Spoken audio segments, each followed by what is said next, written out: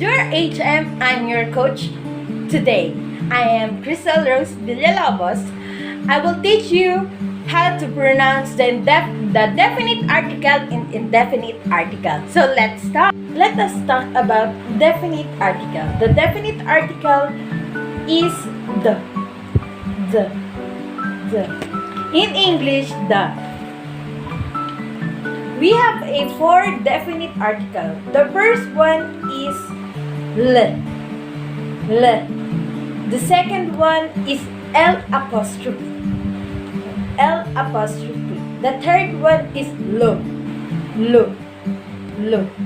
And the fourth is La. Let's talk about the first one, which is the Le. The first definite article is the word le. That is the pronunciation of le in French. When we use this, the first article was when the certain word in French was in the plural form. Let me give you some example. The first one is le table. Or in French, with the first definite article pronounced le table. Or in English, the table. Second example is the chairs. Or in French, with the definite article, it pronounced as les chaises. So as you can see, on that example word is an on plural form. So when you use that kind of word, the article that you should use is the first article or le. Second definite article is the L apostrophe. It has no definite pronunciation in French. So it's pronounced as L apostrophe. So when was this kind definite article used? So this definite article was used when the first letter of a word is vowel. So let me give you some examples. The first one is tree or able. So in a French word in definite article, it's pronounced as le arbre. So as you can see, we use the L apostrophe at its first word. The next word is l'hôpital. Or in English word, it's pronounced as the hospital. The third definite article is the word lu. This definite article was mostly used by masculine gender or a male. When we use the definite article, this definite article was used when that word is ended in any letter except letter E.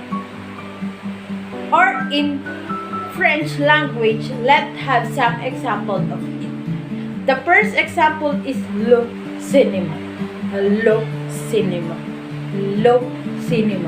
Or in English, the cinema.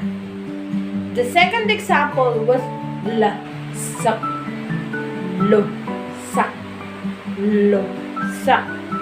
Or the bag in English. The last example was le bateau.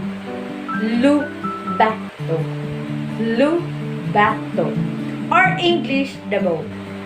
As you can see on that each word, the last letter of each word is any letter except E. This is the hint when you can use this definite article or the word lo. Fourth and the last definite article was the word la. This definite article was mostly used by a feminine, gender or female. When we use the word last letter is Let me give you some example. The first example, le tomato.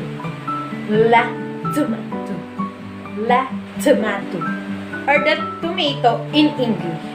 As you can see, the is there. The second example is la chaise.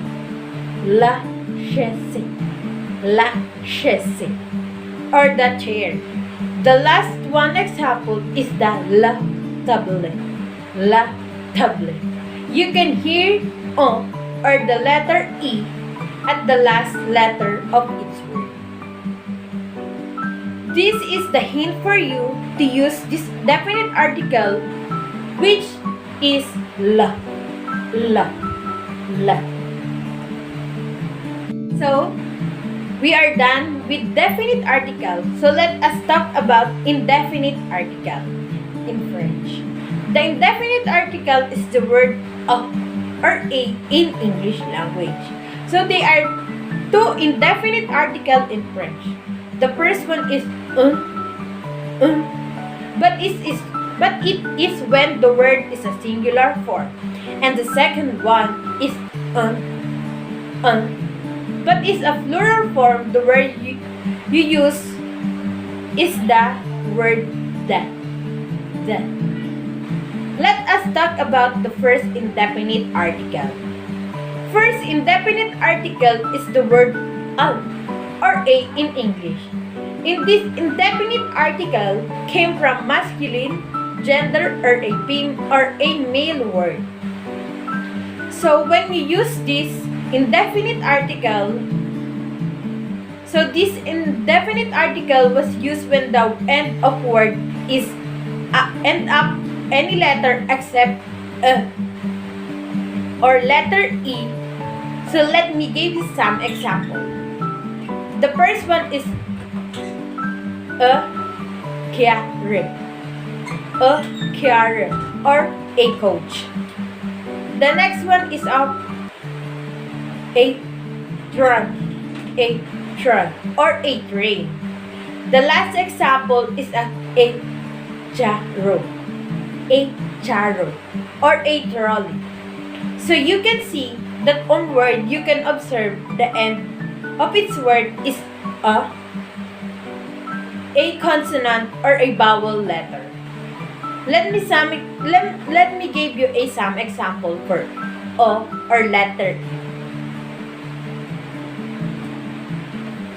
This is the hint for you in the indefinite article or the word Talk about the second article which the It is came from feminine, gender, or a female.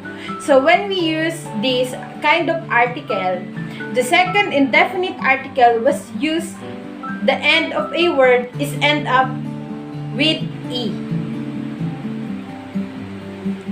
Give you some example. The first one, table, or a table in English. The second one is carrot, or a carrot. The last one is fluto, or a recorder. As you can see in my example, that few words is end up with an or e letter. It can be considered as a female indefinite article, but not all time. So it is the crucial part of a female indefinite article. So sometimes your word is not end up with an or letter E. Is also considered as a second indefinite article. Let me give you some example. The first one is camera, or a camera. The second one is television, or a television. The last one is unflu, which means unflower. So as you can see, on that word are not end up or of letter E word, but it is still considered an indefinite article of a female. Be careful on using indefinite article of a female article to a certain word. Last indefinite article that we have talking about is in plural form, or the second word the. So this word is in a plural form So the word that you will use is a plural word. I will give you some examples, like elephants. Or indefinite articles, it pronounced as de telephone. De telephone. The second example is the kara or coaches. The last example is the tablet or table in English. On that plural form or plural indefinite article must use a plural word to consider an indefinite article. This is your hint on this article.